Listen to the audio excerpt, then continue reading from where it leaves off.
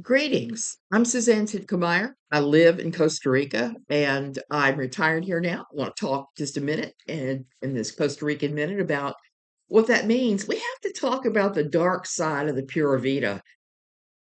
Absolutely, because many Americans come in to move here and they get here and they get trapped because they can't afford to stay, they can't afford to leave. They've bought into the lie that of Pura Vida. Now, Pura Vida is an interesting term. It means pure life. Okay. And that's true. You can have a wonderful life here in Costa Rica. Look at this. Picked bananas this morning from my front yard. These are the tastiest things you've ever put in your mouth. They're not as long as American bananas, and you can see they're a little fatter, thicker. They are the tastiest thing ever. So if you're here, you want to come live in a place that is the epitome of pure life. Come. But here's what we have to talk about. Bring money. That is the thing that so many people overlook when they come here.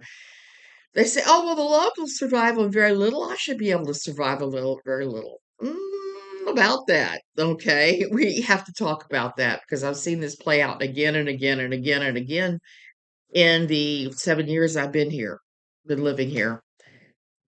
And I'm here in Tamarindo, well, near Tamarindo in Guanacaste, which is kind of the Gold Coast for gringos. A lot of gringos here.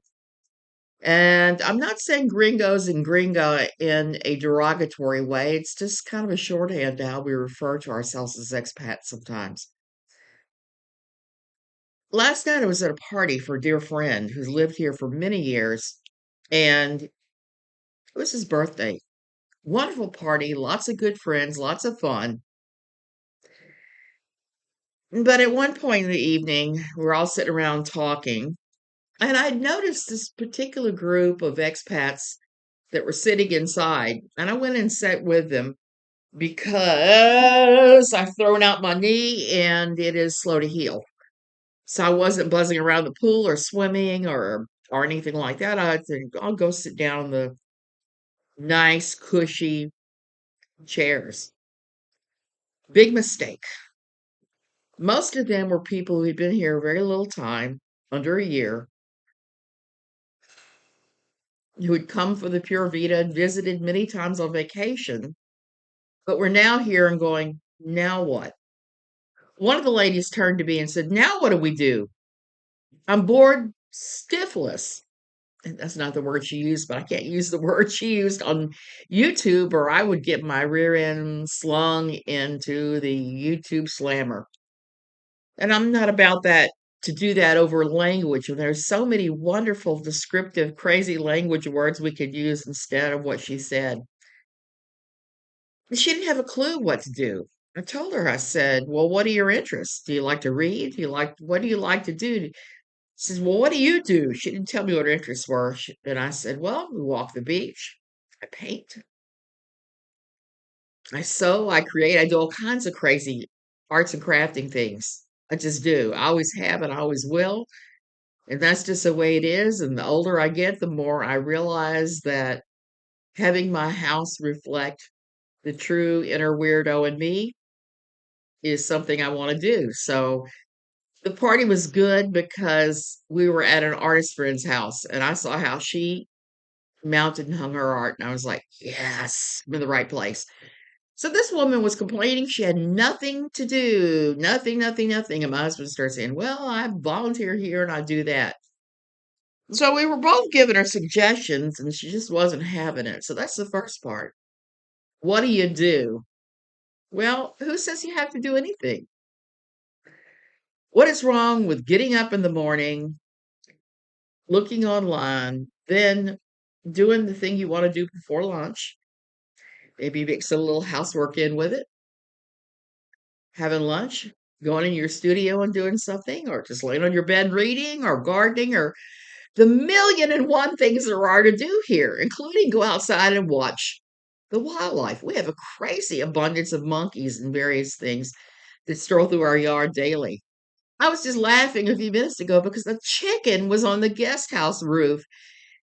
And I could not get to my camera quick enough. I was stumbling, stumbling, trying to get to my camera to take a picture of this stupid chicken on the top of my guest house because I couldn't imagine how the chicken had gotten from the ground to like just 12 feet, 13 feet, 15 foot roof of the guest house. I just could not imagine that. I just was laughing over it. So there's so many things to see and do, even if every day you get up and say, okay, today I'm going to go see Rincon de Vea, or I'm going to go drive to the Nicaraguan border and go into Nicaragua for the day, or I am going to do X, Y, and Z. I'm going to drive to uh, the airport and take a plane for Boca de Toro. Okay. Even if your goal is merely to travel, and not saying that travel is not a significant thing, because travel is an extremely significant thing. But that leads me to my next point for expat happiness here. You know what that would be?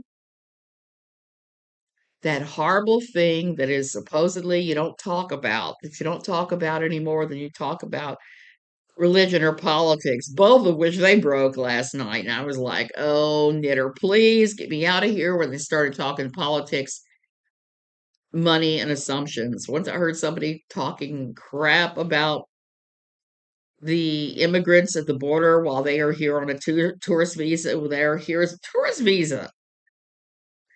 You're doing the exact same thing that the immigrants from South and Central America are doing to the US border. You just boogied on in, even though you don't have anything but a tourist visa.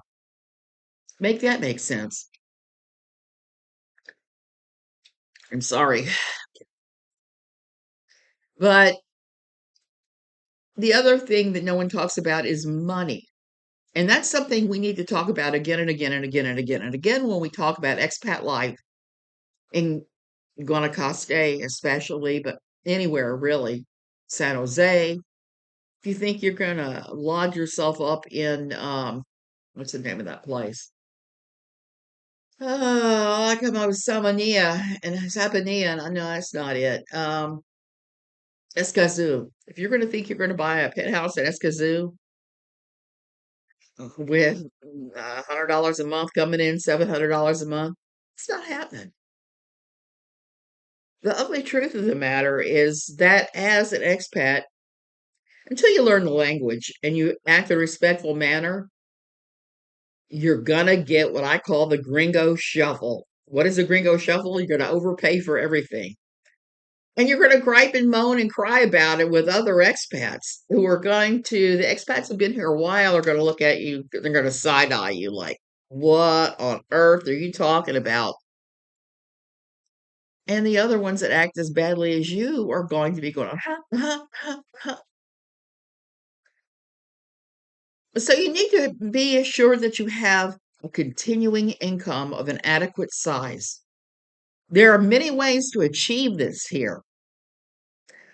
One of the best ways that I have seen is to buy CDs at one of the two government-backed banks here that are too big to fail.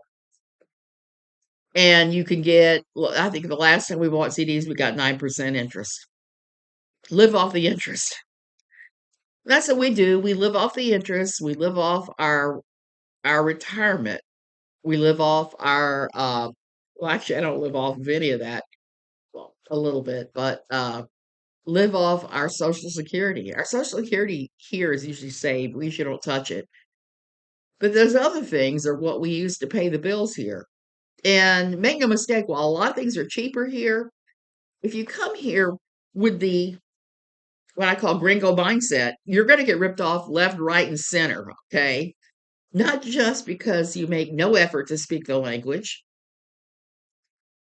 but you just don't respect what's going on. And they're just going to overcharge you every time, particularly if you trot in wearing expensive jewelry and expensive clothing and acting like you're the bomb. But there are things here that are no cheaper than the US and are significantly higher. Number one is cars, automobiles all have to be imported here. So you can count on if you're going to buy a new car, you count on $10 to $20,000 more on the new car. than you would in the States. Any new car. I don't bottom of the line models. Used cars hold their value. That's the flip side of that here. They hold their value quite well. But at the same time, if you buy a used car, you have to be so careful here because there are no consumer protections here like there are in the States, where the anti-lemon laws, where you are protected. None of that applies here. You're lucky if the dealership will give you a 1 month free of problems kind of guarantee. We bought a new car recently. Well, 2 years ago. I don't know how recent that is. But we had an old Honda CRV we brought from the States. As somebody summed up last night, better than the devil you know than the devil you do not know. So that's one of your major expenses here is a car. Getting it fixed may not be easy or cheap either. Goes back to the gringo shuffle, acting like a gringo, getting gringo pricing. Um, and that's just the beginning. There's gasoline. Gasoline is it's to double what is in the States. So whenever I hear people griping about the price of gas in the States, I just laugh because the US subsidizes the prices of oil and gas in the US. And as a result, you pay you pay much lower gasoline prices, petrol prices than anywhere in the world. So you really don't have any right to gripe about that because you're getting it cheaper anyway. So you get here and it's double what you're used to paying in the States or damn close to it. Electricity is every bit as expensive here as it is in the States. I don't even want to tell you what my electricity bill here in my house. My house is what? I think like 35,000 square feet. No, 3,500. I'm sorry, not 35,000. So we're in a good size rambler here. And it may be a Tico house built Tico ways. And I've got fans in every room, as you should be able to see here. Yeah, yeah, yeah, yeah. I got a fan in every room. And the rooms we're in, we have them going strong. And I don't even run the AC much, okay? I do run the AC in my bedroom quite frequently. I sometimes run it every down in the kitchen and living room while I'm out there cooking because you're slaving over the hot stove and you're gonna be sweating your rear end off if you don't have it on. But I'm pretty much immune to the high temps here, unless they go up to 100. Then I start dying and sweating and freaking out. But the daily 80 to 95 doesn't bother me anymore. Last night I was sitting there at the party and everybody was saying, "Oh, dying, I'm dying," because they had the door open. I'm like, it feels perfectly fine to me. You know, it's not comfortable. Don't worry about it on my account. So you get used to that. So once you get used to it, your electric bill will go down. But if you have a fancy place or a large place, and certain times of the year, you're going to pay more. I think our electric bill for the month of April that was ungodly hot. We had days that were like anywhere from 100 and 110. It was just very hot right before rainy season started. We were paying about over $300 to cool our house, not to heat it. There's no heaters here. So you have to figure that that's not going to cost a small penny. Also, where you live really can cost a lot. Here on the Gold Coast, the real estate market is on steroids. There are no bargains like there were when we bought this place. None at all that I've seen. And I've been watching because I am aching to invest in rental property here. We started talking about that. Got money coming in that we're not using. We might as well turn it into another money making venture since everybody here is coming in to rent. And the nice thing about rentals here is they come with furniture. So when you buy a house, it comes with furniture. When you rent a property, it's usually furnished. So that's something you don't have to worry about as an expat here. Here's what you do have to worry about. $2,500 minimum usually for an apartment, a decent apartment here. Not going to say you can't get them for $1,000. There are those, but you may not want to stay in those places. They may not have hot water. It's a variety of amenities you may not have. So if you want to have what I call standard American comfort, you're going to pay $2,500 a month or more. It's just the sad reality of it. Here, okay, to have a house in Copa de Delta where we were in the Central Valley, beautiful, beautiful mountain ranges, just incredible views. To be up there, you can get a house for 150 to $200 American every month, USDA dollars.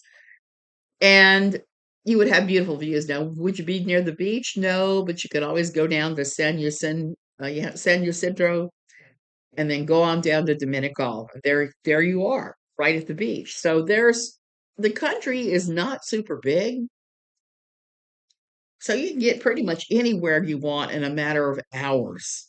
I mean, even you hear me grumble on this channel about going to San Jose for my husband's cancer surgeries and things, and the time they airlifted me because I had a stroke. You can get to San Jose driving from here in 5 hours, riding the bus for 5 hours, or flying. I'm very near the Tamarindo Airport, so I see the planes take off and land all the time. I can tell how much tourist traffic we're having by the number of flights coming in and leaving. So those are all options. We've flown to San Jose for the day before. It's not undoable. It's not that expensive in the grand scheme of things. But of course, all of this goes back to money. So last night we were sitting around talking with our gringo buddies, and none of them had money. I was really shocked. The one couple that I think had money once upon a time, well, two of them I think had money once upon a time. One of them had seen their business just die during COVID. And that happens. Sadly, COVID is the thing, and it did a number on people's businesses. I'm really sorry about that. It meant that a lot of places here that were well established went under. And I saw that in the States too, that if you were a small business, you were really impacted by COVID. So she had lost a ton of money during COVID, I think was the main reason they didn't have adequate monetary to stay here comfortably. They're living on the top of a big old hill. They did buy their place, but it's not what I would call in the premium area. They're walking up and down that big hill. They have no car. They think Uber is the solution here, which really made me laugh. Because the best way to travel here, there are two ways to travel here that are awesome if you don't have money. The bus. I used to take the bus hither and yon in the 5 months it took between the time I arrived and the time that our car arrived. Took the bus everywhere. From here to the beach, it was like 40 cents, maybe. Um, and if you don't take the bus, you would take a collectivo. We're paying roughly, I think, what was the exchange rate then? We're paying roughly $1 or less to go to the beach in a unofficial taxi. Now there are official taxis, but there aren't many of them in Guanacaste. So almost everybody uses the collectivos. You stand out at the bus stop, and one of these unlicensed Barata taxis will ride up and say, "Hey, you need a ride?" Yeah, sure. Blah blah blah. And you exchange whatever. I always get a payment estimate right up front because I've had them and don't be afraid to walk away if they try to do the gringo shuffle and raise the price on you. Example, we got into one collectivo and we went about 500 yards and he pulled over and said, "It's going to be double that because it's raining." I said, "Thank you, bye." Got out and took another collectivo because we were not about to be shaken down by the gringo shuffle, which has happened. And like I tell you, my husband is a tightwad. I'm not a tightwad like to the degree he is, but I do like a bargain and I don't like being ripped off. So I'm very careful about that here. I try to speak the language as much as possible. Sometimes they're going to want to speak English to you. Like yesterday, I was in the pharmacy to buy a new knee brace to stabilize my stupid knee. And that was easy enough because the knee brace was in 3 languages. Joe, I don't even know what language that is. Joelho. Rodilla, which is Spanish for knee. um, looks like it is might be Portuguese, maybe. It's a performance knee stabilizer, it says in English. So I went up to the counter with this thing in officials, and the guy working the counter asked me in Spanish if that was it. I'm not nodding yes, sí, solamente. Yes, this one thing. Only this. Yes, only this. And he immediately switched to English. But I was prepared to do the entire transaction in Spanish when I first got here. And I realized that they did the what I call the Grigo shuffle when they think they can take advantage of you, you don't speak the language. My husband could say I would look it up. I would look up what I needed to say, knowing I was going into the pharmacy and I was going to talk to somebody about X, Y, and Z, or I was going to go into the Walmart subsidiary Maxi Poli and I was going to look for cat food. And if they were out of the kind I liked, I was going to have to ask the stock boy to look in the back and see if they had it. I would write it down, practice it, game plan it, all of that. Now, do I do perfect at that still to this day? Hell no. My pronunciations suck. But I think that's because I learned German and I'm always yellow, I'm wanting to go right back into German instead of Spanish, and that has been hard. But let me tell you something. You get treated very much differently when you respect people's culture and you try to speak their language. You don't even have to do it. Just make the effort to show them that you respect them and you respect their language. So I sat there last night and listened to them griping, moaning, crying about different things. So I'm gonna have to continue this later because I have a lot to say on this subject. And it all goes along with what I was hearing another expert traveler say, where he ran down Costa Rica and then gave all the wrong information. So I got even this little bit of bus stuff still. Local bus takes you around.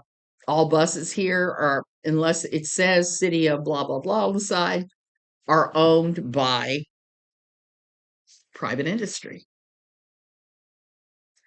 What does that mean? That means that instead of we used to take El Vado between here and San Jose. It's a bus. It was roughly $12 at the time to get from Liberia to San Jose, not Liberia, to get from Tamarindo here to San Jose. They no longer come out this way very often. Now the bus is TIG, Transport Transportante Intelligente Guanacaste, TIG. And it's about 20 something now. So it's gone up in the time we've been here, but the cost of gas has gone up and all of that. So I'm not upset with that. It's a nice bus. So there are a million ways to get around here. People walk too. I walk when my knee is not acting up. I walk a lot of places. The first 5 months we lived here, we walked, we took the Pura Vida taxis, and we took buses, even back and forth to San Jose. And that's the other interesting thing because the buses are um, privately owned instead of being government run for the most part. You have to figure out which bus line goes into what bus station. Like when you're in San Jose, there's Musac, there's the 710 Coca-Cola station. There's different stations. And if you know that, hop in the taxi and say, I need to go, say in Spanish, that you need to go to uh, Musac, say example, because we used to take Musac a lot when we were riding back and forth from Cope de Dota, where we were, and having to come into San Jose to go to the embassy. And you might go into Musac, and then your next bus, when we traveled down here to Guanacaste, we would have to get over to the 710 Coca-Cola to catch the El Vado bus for Tamarindo. So you would hop in your taxi, and San Jose has official taxis, and you have to really watch it in San Jose because the taxi drivers love to think that you're an American that does not speak the language and they are going to charge you accordingly. And that happens sometimes. Always make sure they turn the meter on. Always. Metro meter. Make sure they have it on and that they're charging you, not making up the number in their head and then double charging you. Because I've seen that happen too. Come into the Moosoc, there's a lot of waiting there. Say, okay, I need to get to the 710 Coca-Cola estacion, and they'll take you there. Now, this one YouTuber that I'm talking about, this travel YouTuber, the thing that he did that just made me laugh because it was so utterly ridiculous was that he talked about he flew into San Jose, like so many people do. SJO is the airport designation there. And I forgot what they're calling it now, but they've changed the name of that airport a couple times, I think.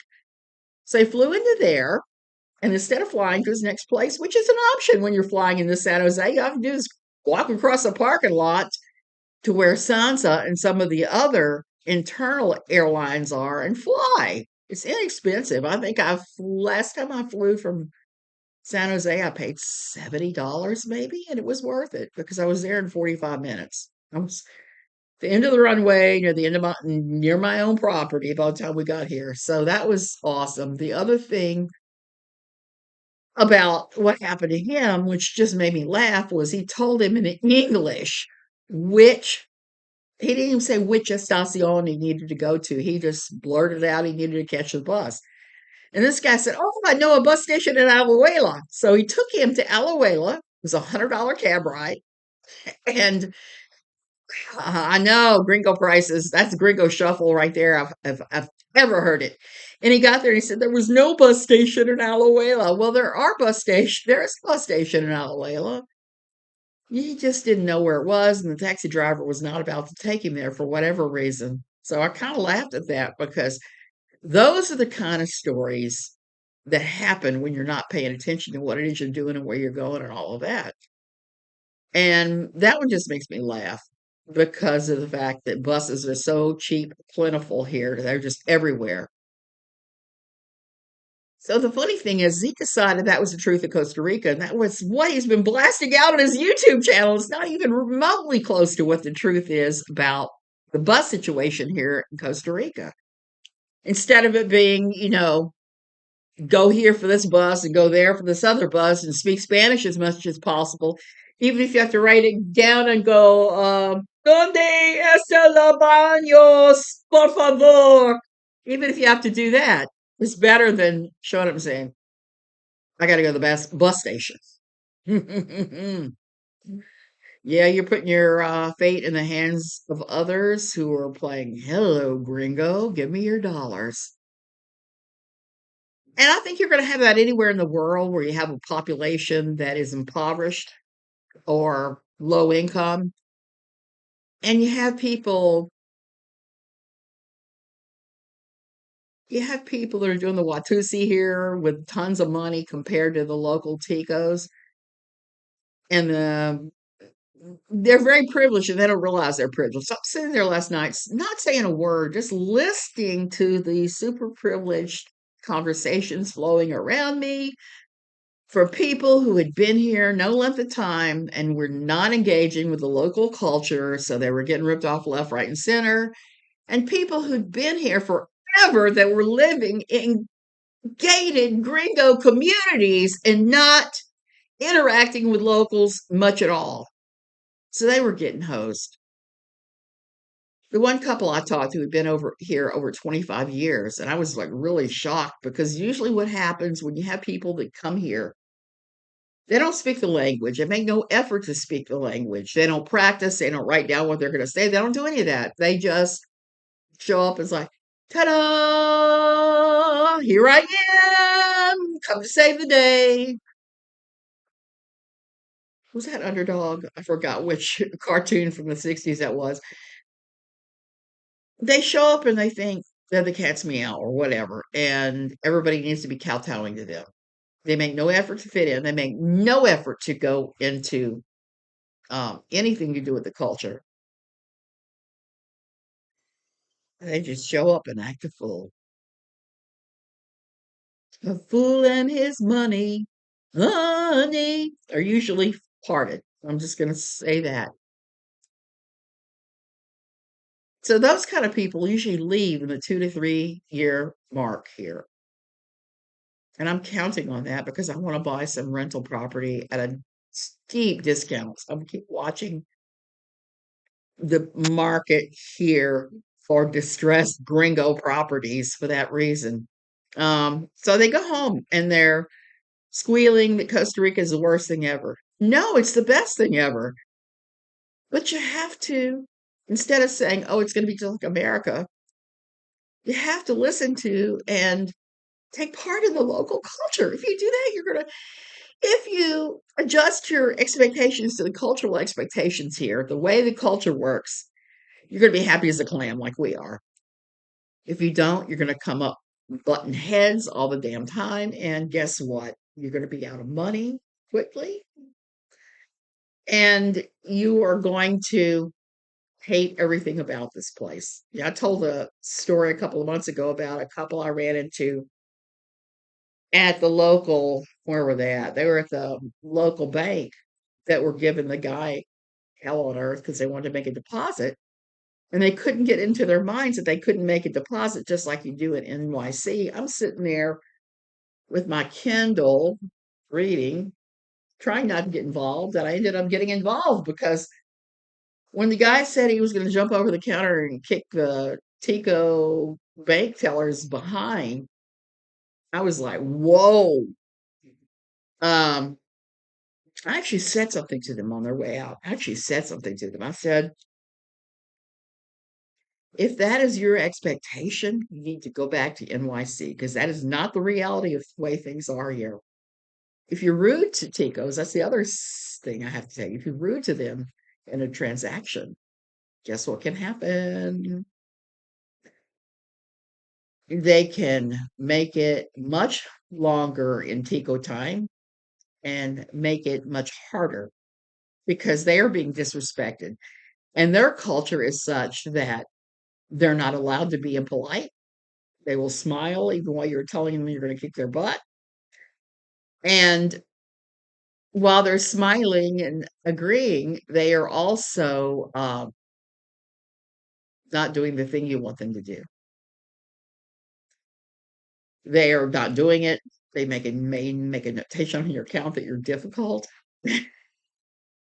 Or you might get banned from the bank or whatever it is and say, you can't come in here anymore.